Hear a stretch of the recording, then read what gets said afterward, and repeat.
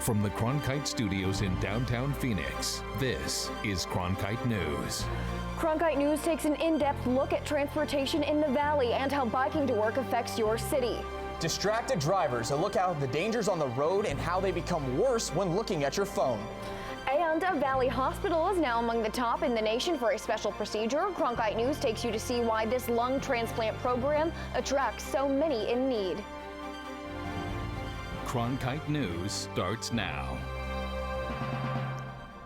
Good evening and welcome to Cronkite News. I'm Brittany Bade. And I'm Ryan Hill. Thanks for joining us. The debate has raged for years over bringing more sustainable transportation to the valley. But the efforts to bolster light rail travel to more recent incentives to encourage biking to work, and the city of Phoenix has done a lot within the last couple of years to try to make the city more bike friendly. However, Cronkite News reporter Sydney Schumann explains that the percentage of people in Phoenix who commute by biking may have decreased. Sydney? According to U.S. Census data released in 2014, Phoenix experienced a decrease in the percentage of people who bike to work between the years of 2008 and 2012. However, city officials are trying to do something about that. According to that 2014 census data, of the largest 50 cities in the U.S., 29 of them experienced a significant change in the percentage of people who biked to work. And Phoenix and Mesa were the only two that actually saw a decrease in bicycle commuting.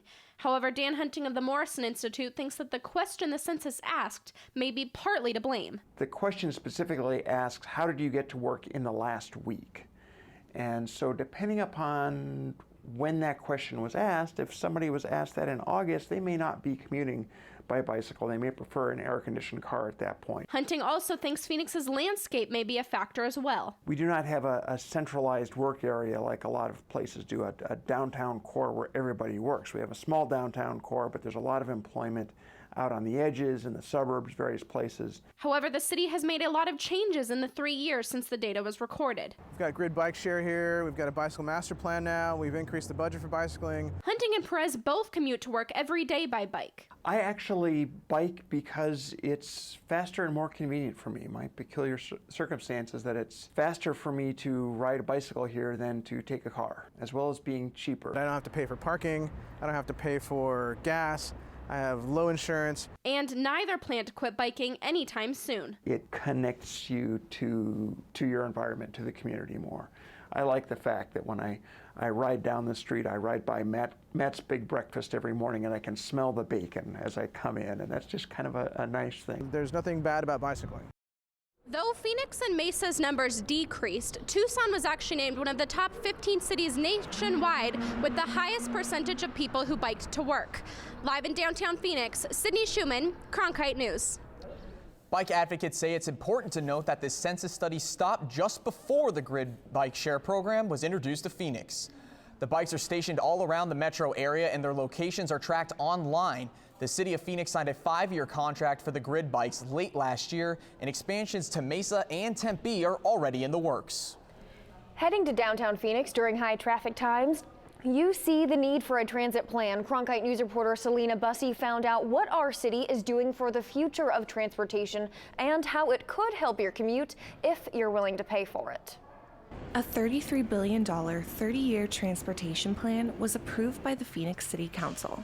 But before it can move forward, an increase in sales tax to pay for it has to be approved by the voters. The plan would fund the expansion of bike lanes, light rail, increase bus frequency, and improve streets. The plan really tackles all of those wants and needs in one package. While the city has approved the plan, others disagree with it. We are very concerned that the transportation plan in many ways is not a transportation plan at all. It's a gigantic waste of money. Tom Jenny, director of Americans for Prosperity, says it puts too much emphasis on light rail expansion. We need to focus on the 99% of the people in this city who are using their own cars or using ride shares or using bus transit to get around.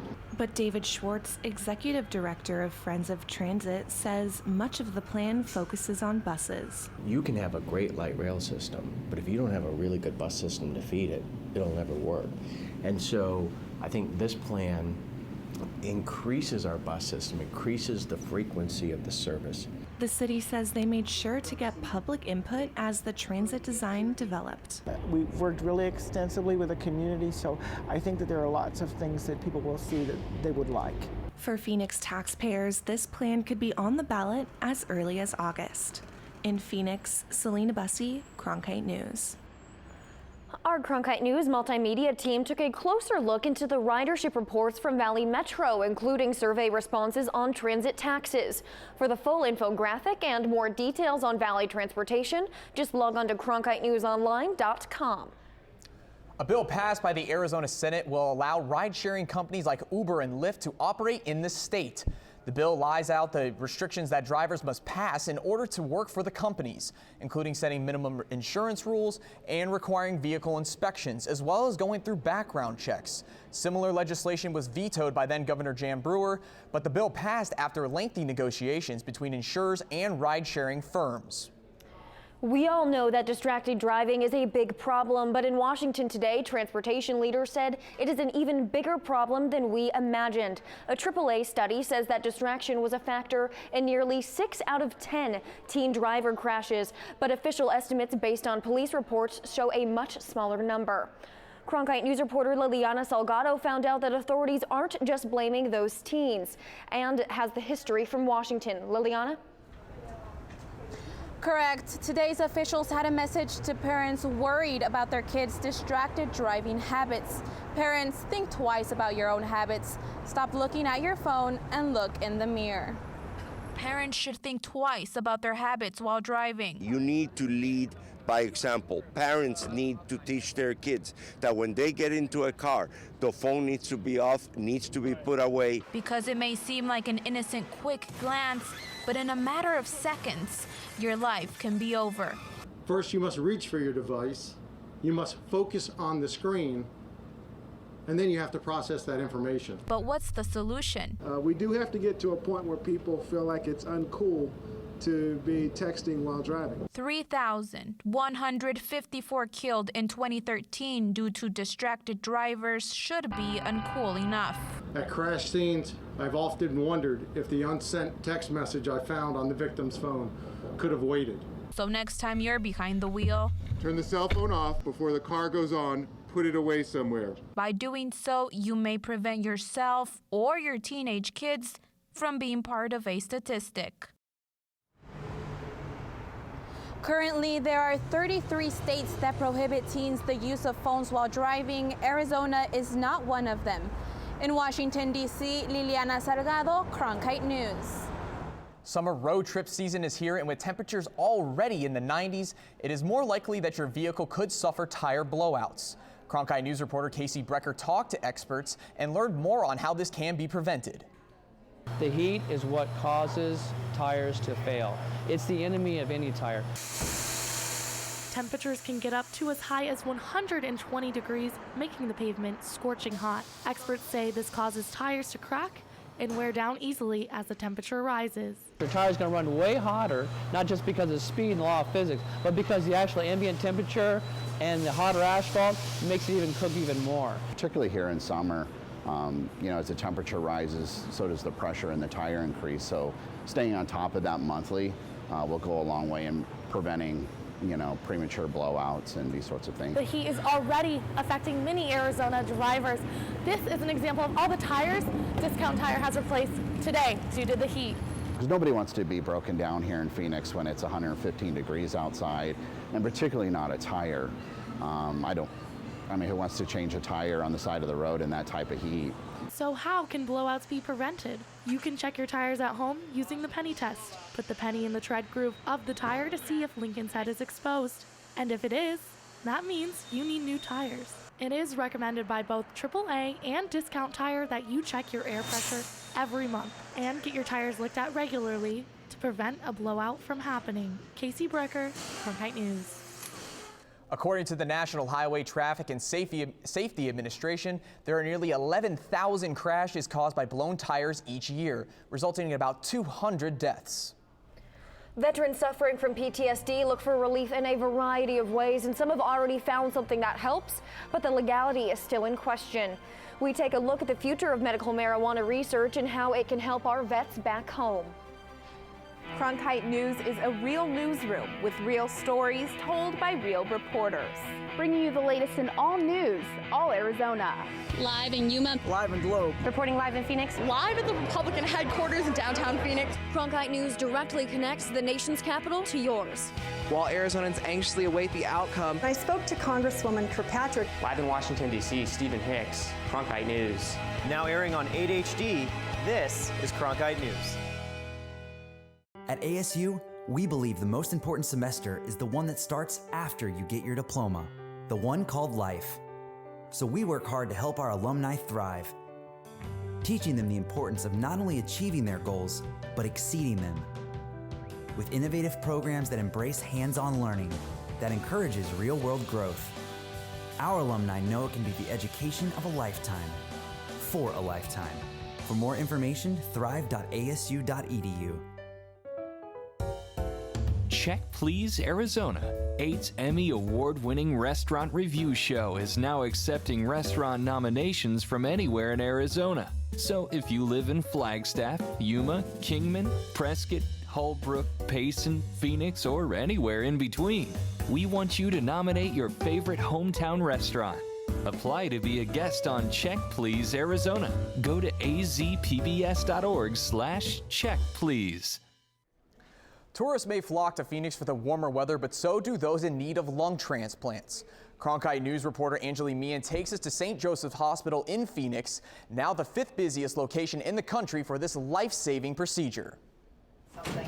Former smoker and lung disease patient Patricia Brown is breathing a sigh of relief. Oh, it's unbelievable to have a life again. Thanks to her surgery performed at the busiest lung transplant program west of Houston. I got a bad infection and ended up in the hospital. At Dignity Health St. Joseph's Hospital, where they say the Norton Thoracic Institute sets it apart. We are able to take on some high-risk cases and cases that are turned down by other centers. In 2014, doctors here performed a record 73 lung transplant surgeries, and they are on track to surpass that record this year. Unlike other lung transplant programs, Dignity Health St. Joseph's Hospital primarily performs double lung transplants. By far, the most commonly transplanted conditions are pulmonary fibrosis, COPD emphysema, and cystic fibrosis. The department can even use a device they call a lung in a box. It takes a less suitable donor organ and makes it stronger. Making sure everything's working well before we can bring them back to be implanted in our recipient. St. Joe's also boasts strong one-year survivor rates, nearly 90%, which is above the national average. Patricia is thankful she's one of them. Life is beautiful, and you don't know it till you almost lose it and get it back. Bringing a smile, deep breaths, and deeper gratitude.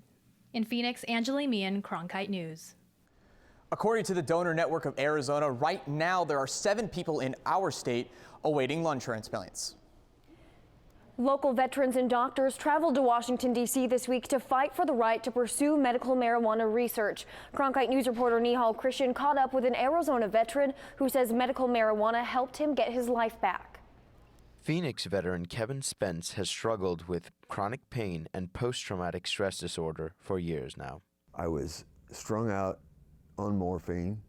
I'd lost every friend I had. I lost every family member I had. I couldn't hold a job. I became a hermit. I stayed inside my house for years. He said there's only one thing that truly alleviates his pain: medical marijuana. I always had a tightness. You know, I was always real tight. You know, my neck, chest, all that stuff. You can just, yeah, it just so uncomfortable. But when I smoked marijuana, that went away. That's why Spence joined dozens of other veterans in D.C. this week to lobby for marijuana research and acceptance. They were joined by Sue Sisley, an Arizona doctor, to support legislation like the CARES Act. It would permit Veteran Affairs doctors to prescribe medical marijuana for chronic conditions. It's a Senate bill. The CARE bill has a section in it that would eliminate these two barriers to marijuana research that we discussed. So if the CARE bill passes, that means that suddenly it would open up for scientists the opportunity to finally embark on marijuana research and not be stymied all the time. She said if the government just let her conduct her research, she could prove marijuana's worth. If there are rigorous studies like ours allowed to be conducted, that's very dangerous because that might uncover data, objective data, that verifies that marijuana actually has merit as a medicine. For veterans like Spence, this research can't happen soon enough. He wants medical marijuana to touch other veterans' lives in the same way it's impacted his. My wife and daughter both said, I've got my husband back and I've got my dad back. And those two things meant more to me than anything in the world. In Washington, D.C., this is Nihal Krishan, Cronkite News. Coming up, craft beer is a booming Arizona industry, and now new regulations letting the breweries grow are in place. We take you to the signing ceremony and spoke to the governor with his take on the bill after the break. Throughout its history, Arizona PBS and volunteers have enjoyed a rich and rewarding partnership. Whether answering phones during our pledge campaigns, stuffing envelopes, or assisting with special events, volunteering at 8 is fun and provides excellent work experience, team building for a group, and a sense of community involvement and importance. If you would like to volunteer at 8, or if you have dropped off our mailing list, we encourage you to call the number on your screen or go online at azpbs.org/volunteer. Thank you. The easiest and best way to support 8 Arizona PBS is by becoming a sustaining member. Your monthly contribution of $5 or more comes directly from your bank account or credit card, so you know your membership is always current. It also means no more renewal notices in your mailbox. So more of your dollars go to the programs you love. It's convenient for you, greener for us, and better for the planet. Become a sustaining member today. When you want to be more connected, friend us on Facebook, follow us on Twitter, watch us online.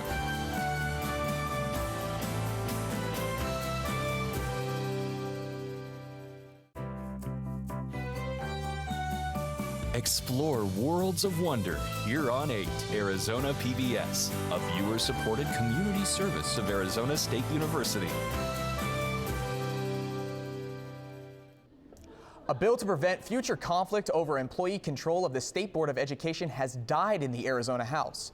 HB 2184 was set for a reconsideration vote yesterday after being rejected by the House last week, but it failed to get enough votes to pass. The proposal passed the Senate with just 2 no votes, but House conservatives revolted against what they saw was a weakening of State Superintendent of Public Instruction Diane Douglas's power. Governor Doug Ducey signed 2 bills that would put limits on those who panhandle. The Republican bills were created to stop aggression and promote civility from panhandlers. Now the bill set up for penalties for begging near an ATM, touching someone, or pushing a crosswalk buttons to stop traffic in order to ask for money. The legislature also approved a bill that would block towns and cities from banning plastic bags. Some major cities across the country already have rules that limit plastic bag use, but supporters of the bill in Arizona say SB 1241 protects businesses. Opponents say the decision should be left to the towns, but the 19-11 vote today means it is on to the governor's desk. An antiquated law impacting Arizona microbreweries has been given a facelift. Cronkite News reporter Lauren Klenda found out how this will change the future of craft beer manufacturers.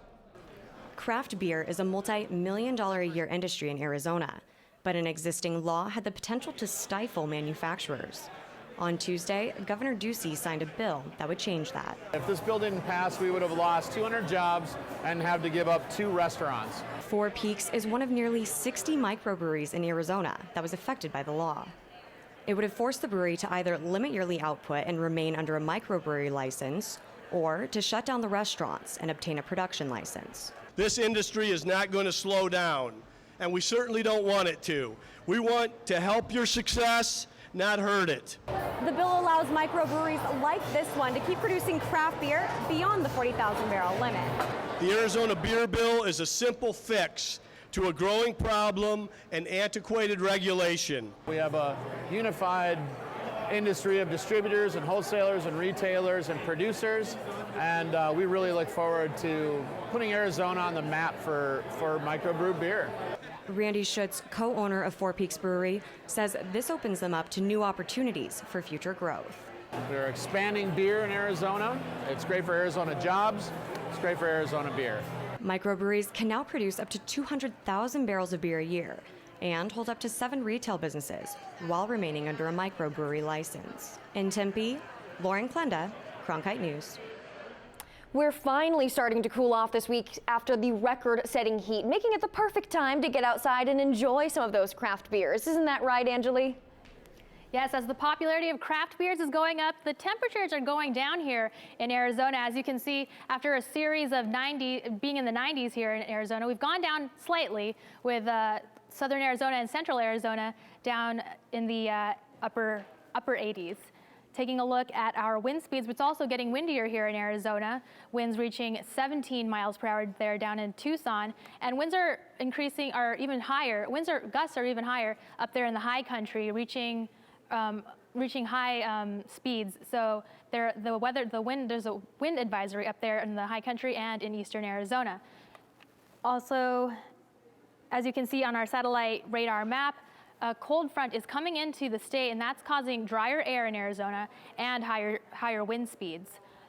So that is also causing a wildfire danger warning in the high country and in eastern Arizona. Taking a look at the rest of the country, we can see that the weather is a lot wetter over there in the Midwest. As you can see, Chicago's expecting rain tomorrow. Back here in Arizona, it's mostly cloudy skies, but no wet weather, mostly dry air.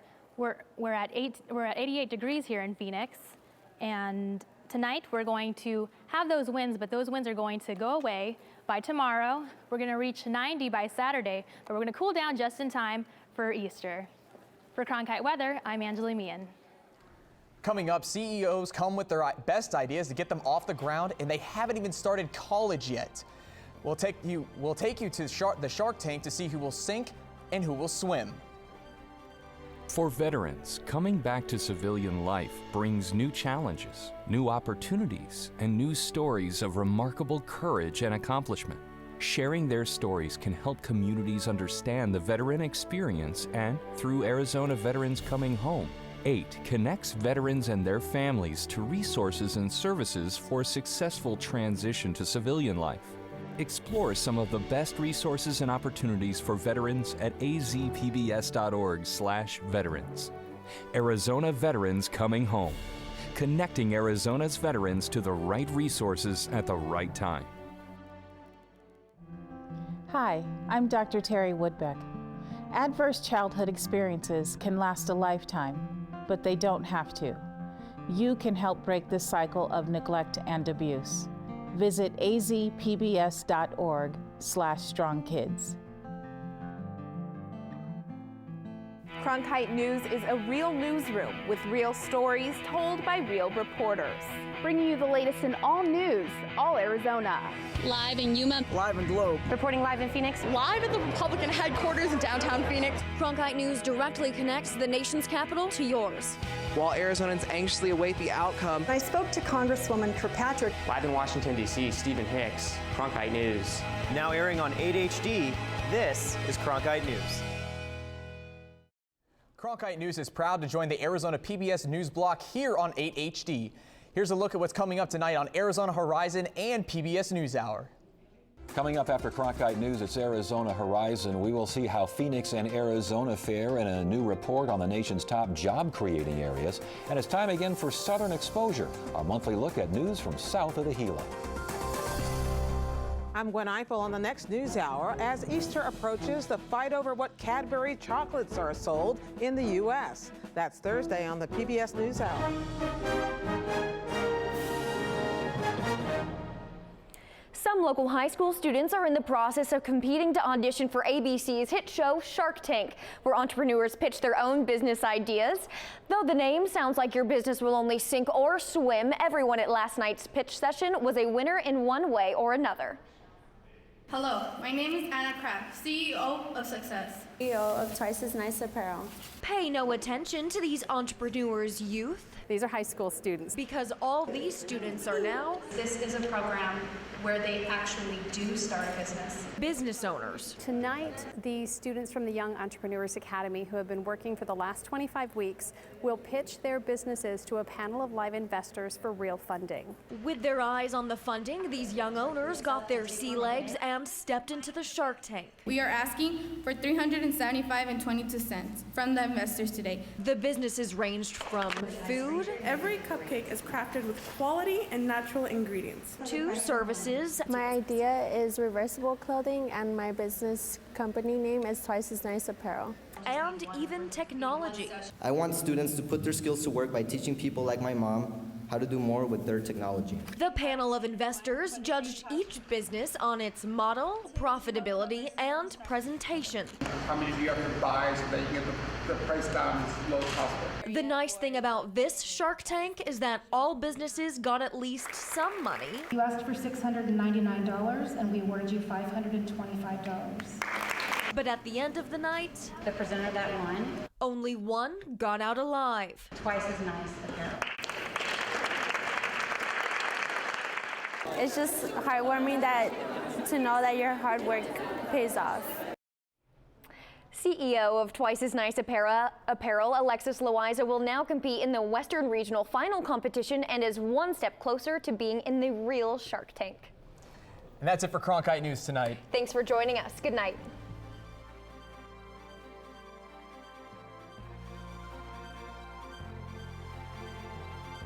Find top Arizona stories anytime at CronkiteNewsOnline.com.